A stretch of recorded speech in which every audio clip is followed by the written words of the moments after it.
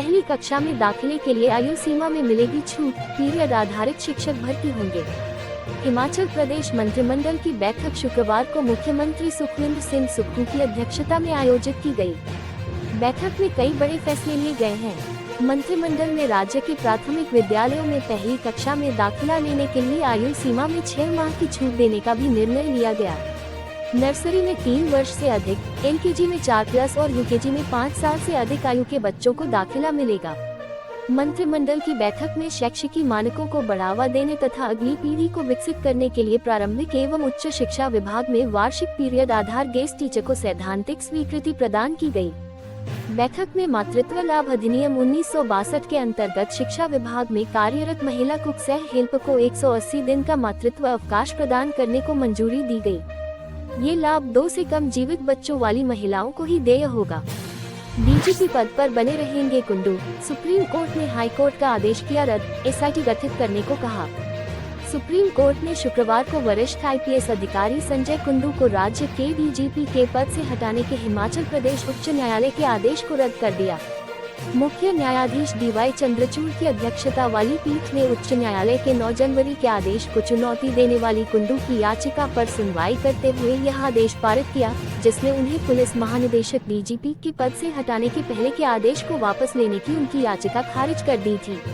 पीठ ने कहा कि हालांकि इस स्तर पर उच्च न्यायालय के उस आदेश को बरकरार रखना अनुचित होगा जिसमें निर्देश दिया गया है कि याचिकाकर्ता कुंडू को 26 दिसंबर 2023 के पहले के आदेश के अनुसरण में DGP के पद से हटा दिया जाए, जो कि रिकॉल आवेदन के खारिज होने पर पुष्ट होता है। पीठ में जस्टिस JB पारडीवाला और जस्टिस मनोज मिश्रा भी शामिल थे। शीर्ष अदालत ने कुंडू को DGP के पद से हटाने के उच्च न्यायालय के निर्देश को रद्द करते हुए आदेश दिए कि याचिकाकर्ता इस मामले में विशेष जांच दल SIT की ओर की जाने वाली जांच के संबंध में किसी भी तरह का नियंत्रण नहीं रखेंगे। SIT में एक IG स्तर का अधिकारी शामिल होगा। पीठ ने राज्य सरकार को SIT गठित करने के आदेश दिए। बद्दी चंडीगढ़ रेल लाइन पर किसानों का आंदोलन खत्म, काम शुरू। एक समान मुआवजे की मांग को लेकर बद्दी चंडीगढ़ रेल लाइन का काम रोककर आंदोलन कर रहे किसानों के साथ CPS रामकुमार व उपायुक्त मनमोहन शर्मा ने बैठक की। बैठक में फैसला लिया गया है कि 16 जनवरी को CPS रामकुमार के नेतृत्व में प्रभावित किसान CM सुखविंदर सिंह सुक्खू से मिलेंगे। CPS और उपायुक्त के आश्वासन के बाद किसानों ने आंदोलन 4 माह के लिए स्थगित कर दिया है। अगर 4 माह तक इसका फैसला नहीं होता है तो 4 माह के बाद दोबारा आंदोलन शुरू कर काम रोक दिया जाएगा। शनिवार से रेलवे दोबारा अपना कार्य शुरू कर देगा। सरकार और कृष्णा लैब के बीच गतिरोध खत्म, कृष्णा लैब में टेस्ट शुरू, मरीजों को राहत। हिमाचल प्रदेश सरकार और कृष्णा लैब के बीच 2 दिन से बना गतिरोध आखिरकार शुक्रवार को खत्म हो गया। कंपनी और सरकारी अधिकारियों के बीच हुई बैठक के बाद कृष्णा लैब के कर्मचारी काम पर लौट आए हैं। दोपहर बाद इन कर्मचारियों ने निजी लैब में मरीजों की टेस्ट करने शुरू कर दिए। इससे मरीजों को बड़ी राहत मिली है। सरकार ने निजी लैब कर्मचारियों के दस्तावेज पूरी करने की बात कही है। इसके बाद ही पैसा जारी किया जाएगा।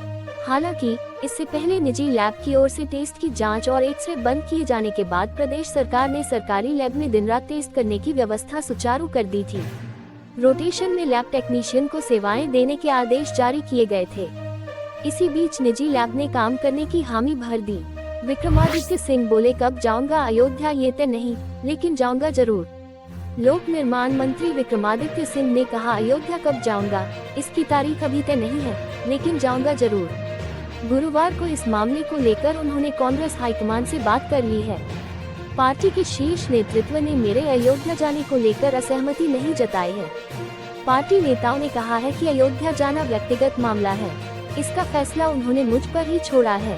विक्रमादित्य सिंह ने कहा कि RSS और भाजपा के साथ उनके वैचारिक मतभेद हैं और आगे भी रहेंगे।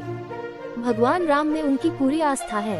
उन्होंने कहा कि उनके पिता दिवंगत वीरभद्र सिंह की सनातन धर्म और प्रदेश के देवी देवताओं में पूर्ण आस्था रही है। उन पर इसको आगे बढ़ाने की जिम्मेदारी है। उल्लेखनीय है कि अयोध्या में रामलला के प्राण प्रतिष्ठा समारोह में जाने से सोनिया गांधी, मल्लिकार्जुन खड़गे और अधीर रंजन चौधरी ने इनकार किया है। 22 जनवरी के कार्यक्रम के लिए श्री राम जन्मभूमि तीर्थ क्षेत्र ट्रस्ट के निमंत्रण को कांग्रेस नेताओं ने ठुकरा दिया है। कांग्रेस ने भाजपा और संघ पर कार्यक्रम को सियासी बनाने और चुनावी लाभ के लिए अर्धनिर्मित मंदिर की प्राण प्रतिष्ठा कराने का आरोप लगाया है। राष्ट्रीय कांग्रेस की ओर से जारी बयान में कहा गया है कि भगवान राम की पूजा करोड़ों भारतीय करते हैं। मनुष्य के लिए धर्म व्यक्तिगत आस्था का विषय होता है। भाजपा और संघ ने इसे लंबे समय से राजनीतिक परियोजना बना दिया है। ऊना के बसोली गांव में नकली दवा फैक्ट्री का पर्दाफाश, आरोपी फरार।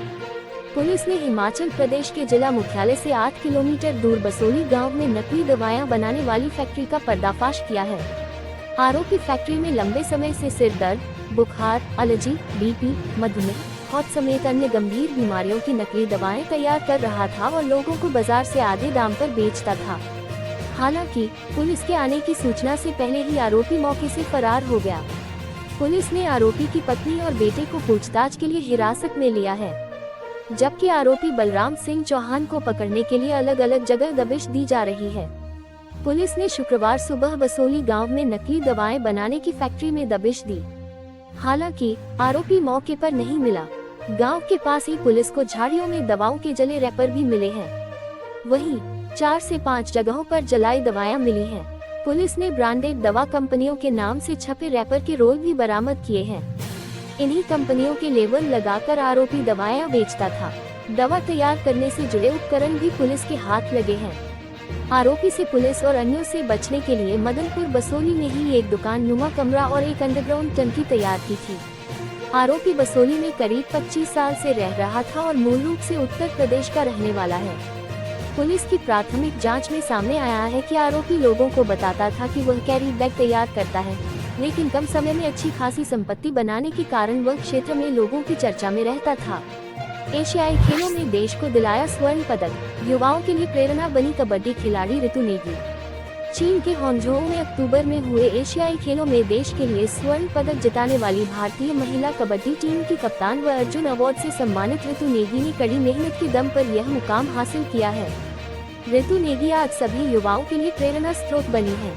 हिमाचल प्रदेश के सिरमौर जिले के दुर्गम इलाके के एक छोटे से गांव की ऋतु नेगी को 9 जनवरी को देश के दूसरे बड़े खेल सम्मान से नवाजा गया। पिता भवान सिंह नेगी और माता पूर्णिमा नेगी के घर 30 मई 1992 को जन्मी ऋतु नेगी की प्रारंभिक शिक्षा गांव के प्राथमिक स्कूल शिरोग में हुई। इसके बाद राजकीय वरिष्ठ माध्यमिक पाठशाला शिलाई से 9वीं कक्षा उत्तीर्ण करने के बाद उनका बिलासपुर छात्रावास के लिए चयन हुआ, जहां उन्हें खेलों में हिस्सा लेने के साथ स्नातक की पढ़ाई पूरी की। 2014 में वह इंडियन रेलवे के लिए चुनी गई।